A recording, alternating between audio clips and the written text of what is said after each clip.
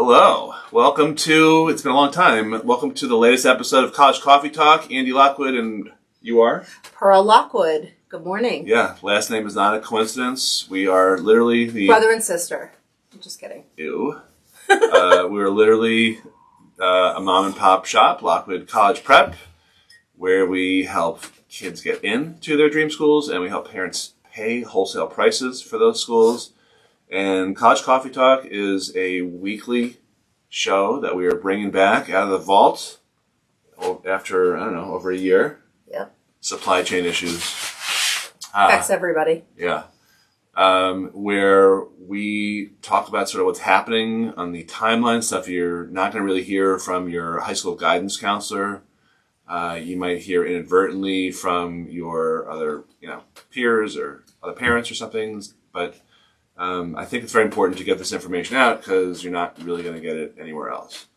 So here we are, February 21st, one day before intern Harry's birthday, who is behind the scenes helping us with the production here. And this is going to be an episode that not only is here on our Facebook page, but it's also going to go to our YouTube page and our podcast, The College Planning Edge. So we're everywhere. Everywhere where no one can see or hear us. Omnipresent. Yeah. So let's talk a little bit about what's happening in the timeline right now for financial aid for seniors, class of 22. That's Pearl's specialty. She does more than 300 families worth of financial aid applications each year. One of the misnomers about financial aid that sometimes we hear from parents, but also accountants, is along the lines of, you're just filling out a form. They're not like your taxes. They're not just filling it out. Just put in a few numbers. They're not so difficult, but sometimes things can get a little difficult. So you have a story that you were talking about this morning, also. So number one, just give us sort of what's happening right now for seniors, and then number two, talk a little bit about the Swarthmore issue. Okay, sure. So right now in financial aid world, for the graduation class of 2022, most students have already submitted their financial aid forms. Perhaps if they have not heard such great news, they've added a couple of additional schools for consideration. But at this point, we are in the getting the schools. See, the filing of financial aid forms feels like, once I do it, then it's done. It's actually the beginning of that process. Filing the financial aid forms then triggers each of the schools that the applicant applied to then put together a package for that student, assuming they get in. Once the financial aid forms are filed, there will be contents of that financial aid application that the school will inevitably want more information on. So once the financial aid, and this varies between the schools. Some schools will want no additional information, but other schools will want like your arm, your leg, your grandparents' date of birth, etc. I'm kidding. But anyway, that goes back and forth.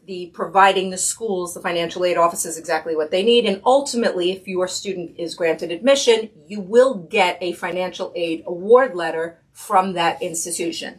Let me just point out, because there is some confusion. Some think that perhaps, I am not getting a financial aid award because I make too much, or because, they decided not to give me anything. If a student applies to a school and gets in, that student will get a financial aid award package, even if it is made completely of loans. So dispel that rumor. Another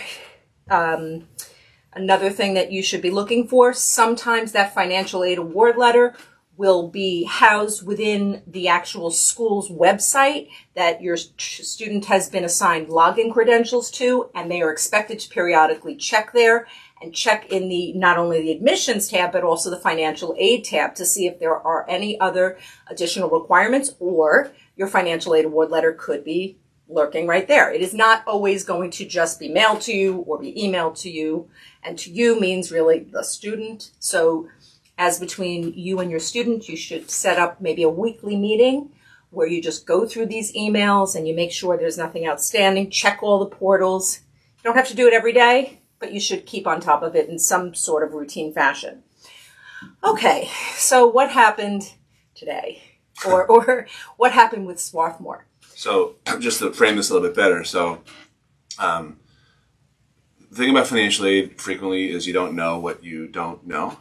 So for example, a lot of people aren't even aware that they can qualify. That's a big one that people don't know about.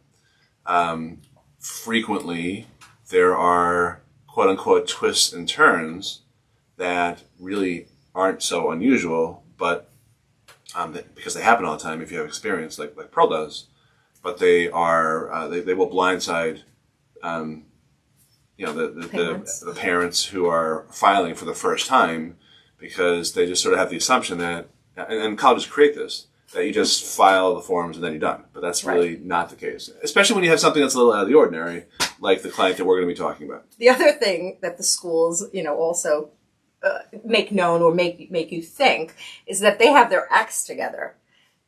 Not so much, honestly, and I would caution any family from forking over their worth in such a way to any of these institutions. Don't do it, really. You said something interesting this morning, which was that you would think that a school like a Swarthmore, which is very elite, a smart school, or an Ivy League school, or all that, you would think that they would make mistakes when that's the furthest thing from the truth. They're unfortunately. They're not. The financial aid offices are not populated by people who are academic brainiacs. There's a lot of dot activity in financial aid world. So tell a story. Okay, so we have an international client who they live in India. However, they are U.S. citizens. They file U.S. tax returns just like anybody else living anywhere else in the United States. This applicant applied to Swarthmore, and just because they saw the word India somewhere on the application, it caused them to go into somewhat of a tailspin, even though they had the U.S. tax return, the U.S. W-2, the 1099, all from the United States. They were like, help, uncle, we need more information about your income. You think that's really how they said it? Yes, because they're... The weird thing is that they emailed it, so it's... Well, that was the soundtrack behind, the implicit soundtrack. Help, uncle, we see you're from a foreign country. You live somewhere else. To be fair, it's not always that dramatic, these emails. But, well, it feels dramatic if you're the recipient on the other end who's scratching their head saying, well, I've given you everything that I have to give, like, our government when we file taxes. Isn't this enough? Anywho, I explained to our client that I believed in my heart of hearts that this was just bot activity and that this will resolve because they actually do have everything that needs to be considered for for the financial aid. In any case, I had explained this, told our client not to worry. We provided maybe one other document that was really irrelevant, but just to trigger the effect of, okay, we've sent you something.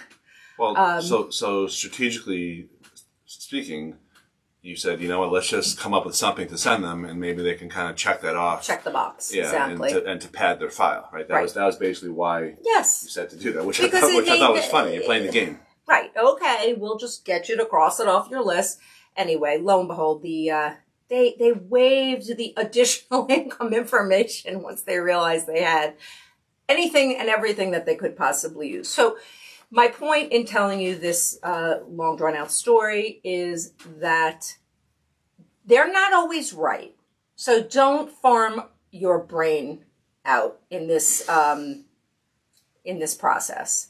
Keep your wits about you and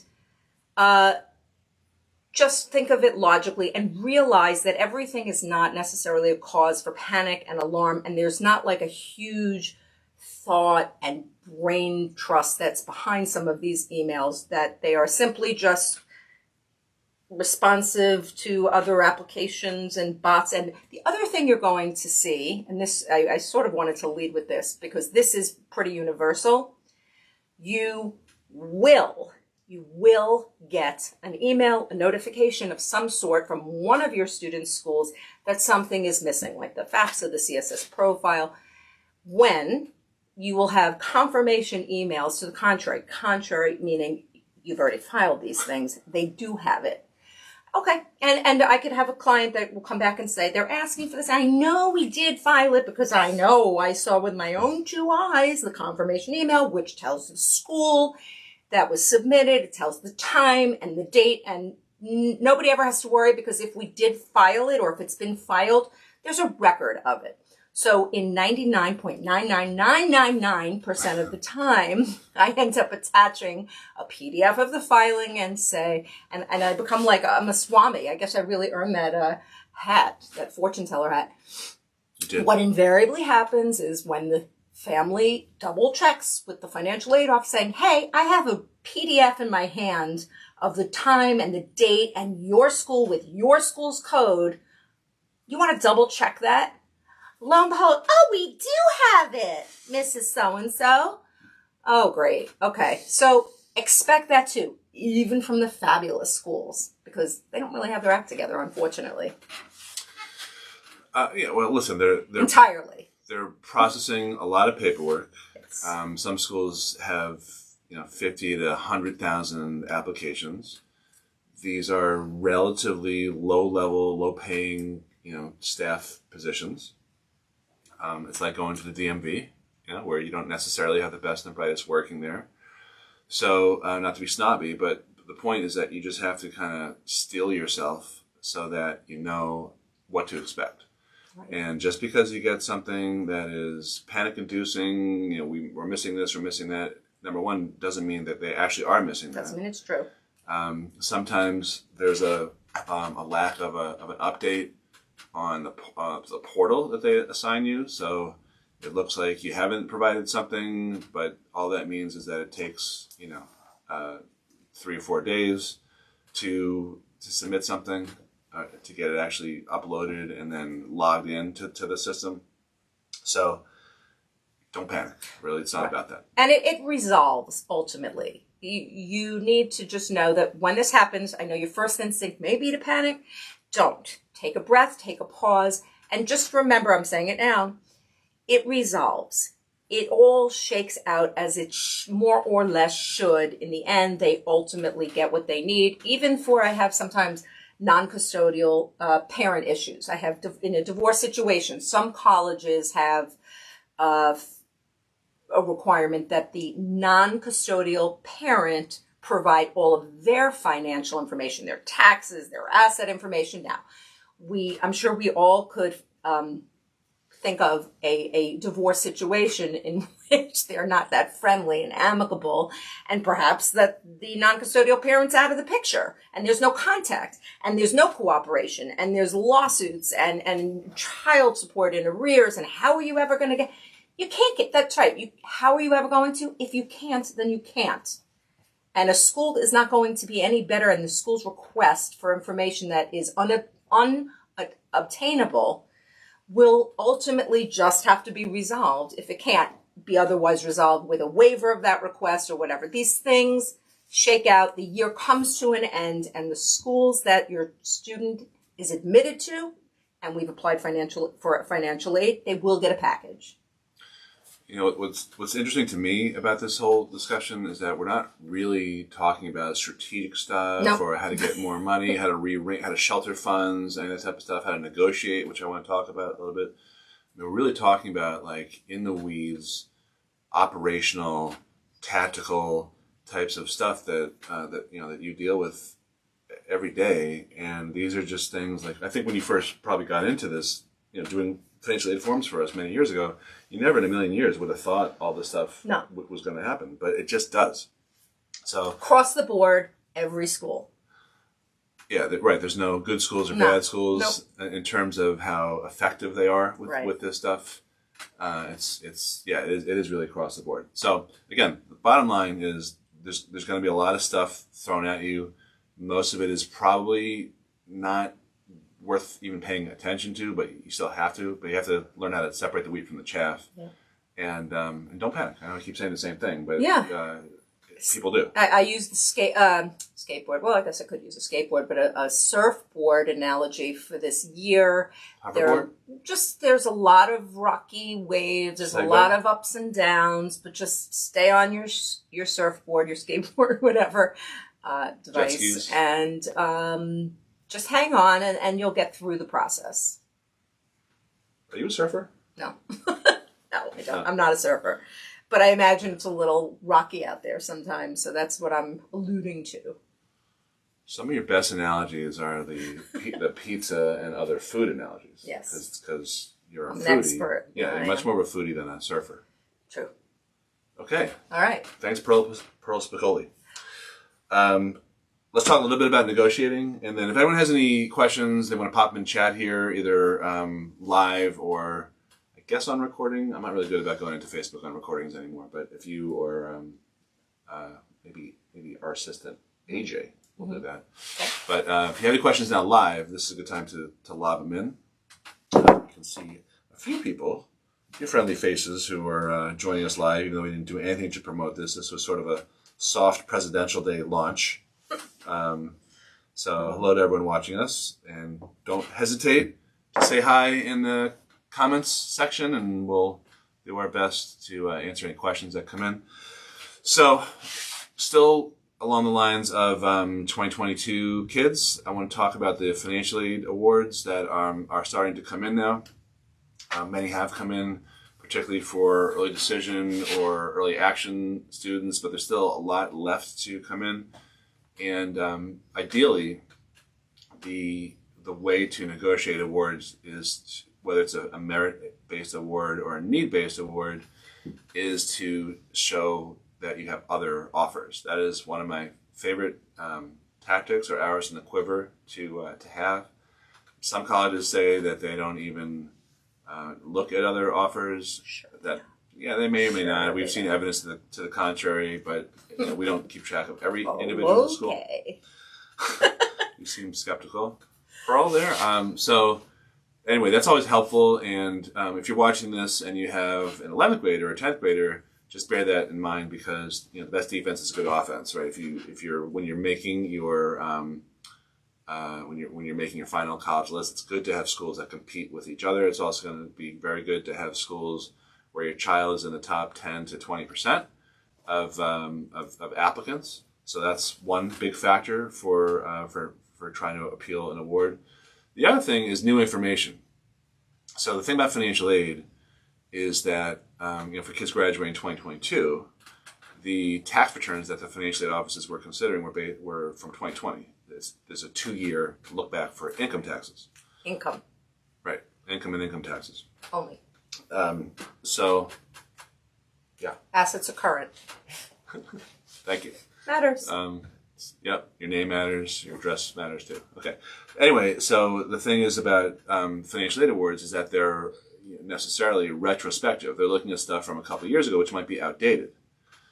So, if you have new information, meaning, for example, I know my income was pretty high in 2020, but since then, my business took a dump, or something like that. That is new information that the colleges wouldn't know about. So I wrote an appeal that was successful for and they emailed us last week, the Valerios, where his issue was he owns a bunch of car washes, and the opening of one of them was delayed by the pandemic.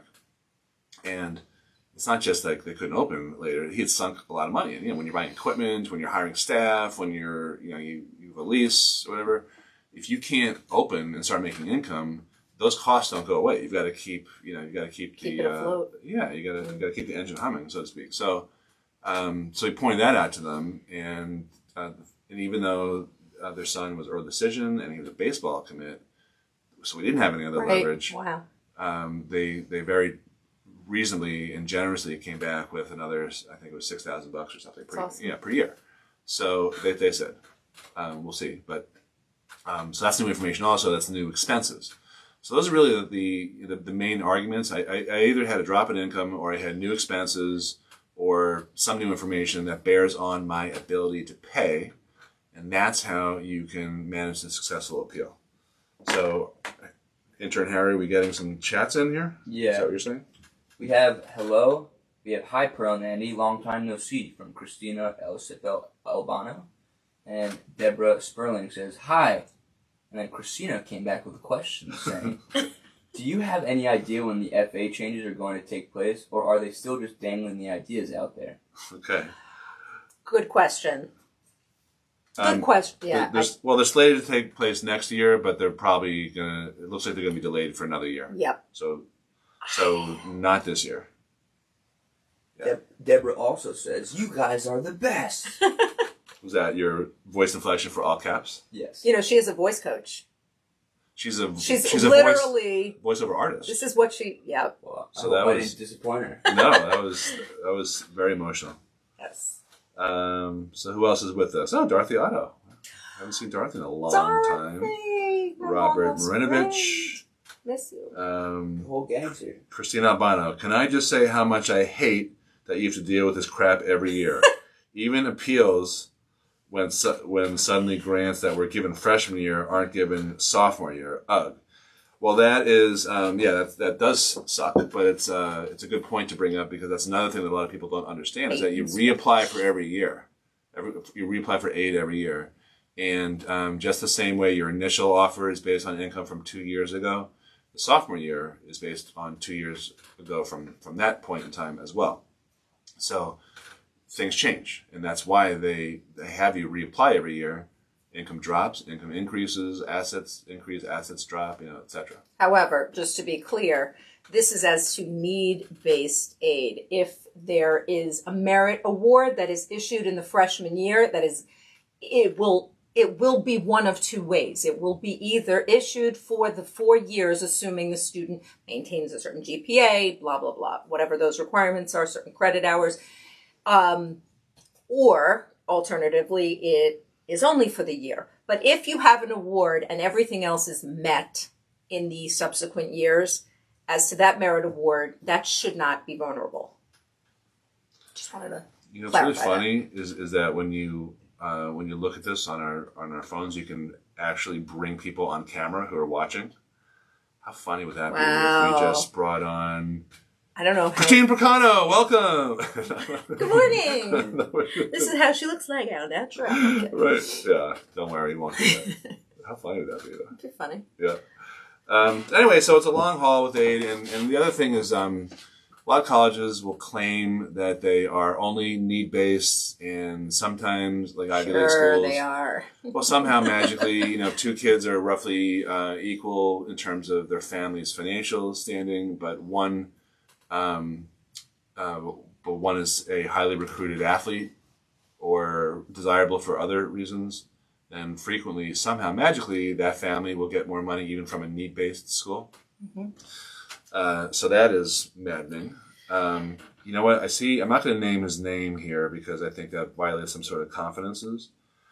But I want to tell another quick story about stuff that I already saw the name control. And I know exactly what you're about to say. You know where I'm going with Listen up. Yes, I do. All right. So client X, who, by the way, I don't know if the parent is still watching this, but super kid, like nicest guy, most polite, very responsible, does everything right.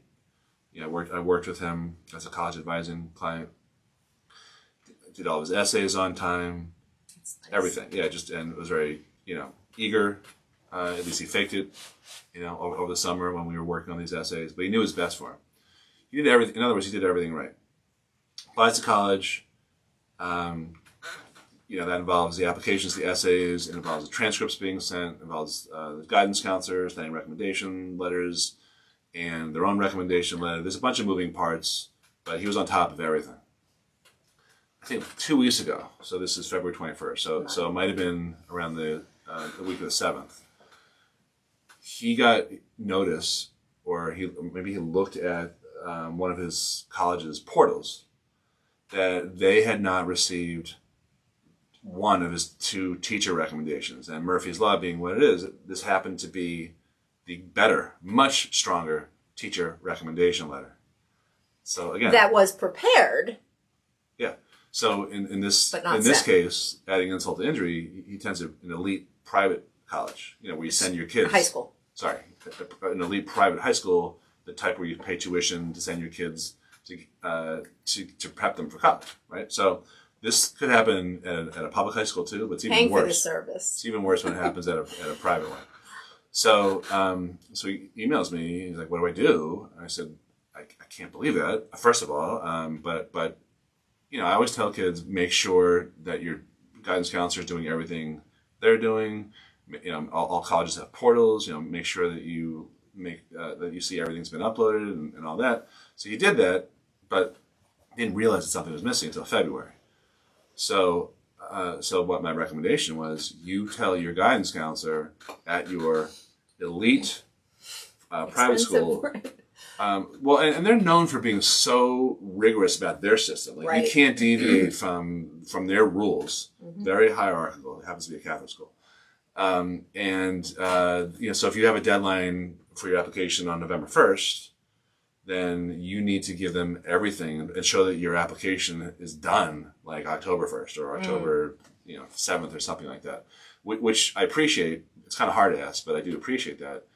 Anyway, their excuse was, oh, well, some of your schools didn't require to, so we only sent one. We didn't know that you wanted both, even though they're both uploaded That's such in. BS. Yeah, exactly. Gosh. So, and they just arbitrarily chose one, as opposed to asking the kid, well, if we're only going to submit one, which one would you like? So what I urged them to do, which I think they did right away, was to cajole their guidance counselor into explaining the mistake that happened, and hopefully it's no harm, no foul. I don't think there will be, but mind-boggling. So Yep. just the same way you can't control the idiots in the financial aid office, you've got to Can't be... control the idiots in your high school either. You've got to be paranoid about all this stuff. So trust them. What's the saying? Trust but verify. Yeah. Trust but verify your everyone to do what they're supposed to be doing. So that was unfortunate, but I don't think there's going to be any. But salvageable. I don't think there's going to be any harm to that. That's my gut feeling. To the but student's but credit, we'll see. salvageable. But Yeah. So no help from his school. that's our anonymous student story, which may or may not involve someone who's watching right now. All right, how are we doing on time? We got 2 more minutes left before we wrap up this college coffee talk. But if you have any questions, pop them right here in the comment section. Say hi if you want to say hi to us, or you just like seeing your name or hearing your name on Facebook. That's always Let fun. us know that too. We'll romper room it for you. Not Magic Treehouse?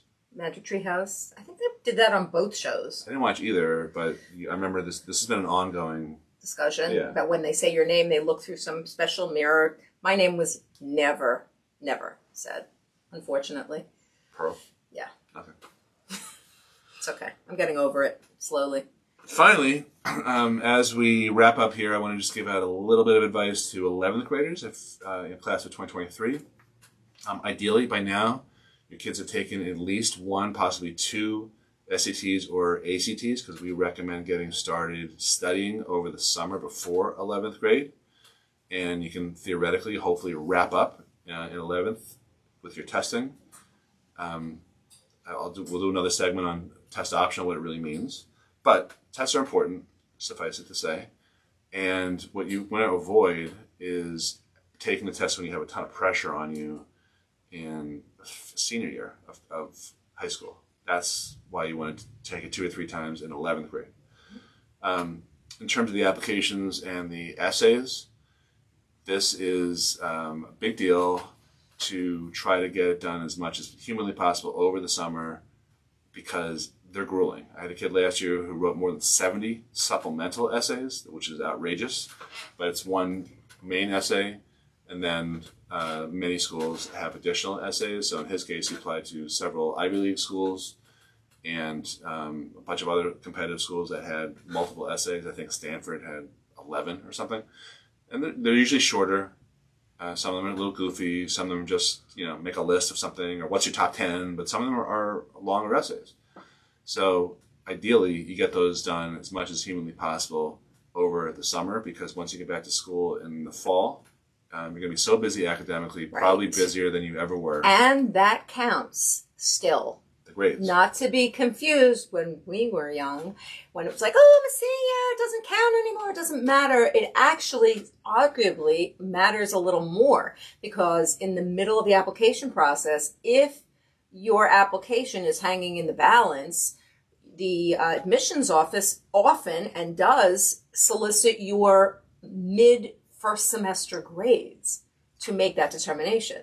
So you don't want to be doing your first semester course load half-assed while you're getting your application materials in because it could really sabotage your application. So it used to be more along the lines of the admissions officers cared about how hard your classes were, that you were still pushing yourself. It also was less important in terms of what the actual grades were. But now, especially this year with a ton of kids being deferred, because there's been a huge influx in applications, then it gets, the competition is a lot stiffer. And there's a lot of colleges saying, well, we're going to wait and see what comes in the regular round, and we're not going to make our decisions until March. So keep your foot on the gas, student. Yes. So if you get deferred, what you want to be able to do is show that you maintained a high GPA, taking the most rigorous classes that you can take. So the first half of senior year is still very important to do well on. Second half, you can relax a little bit. Not too much. All right. So that's going to wrap up this episode of College Coffee Talk. We're going to be coming back every week at 9 a.m. Eastern Standard Time. So join us for a little chat about college, a little cup of joe if you drink that. Tea is okay. It's just figurative. Hot chocolate. You don't have to have coffee.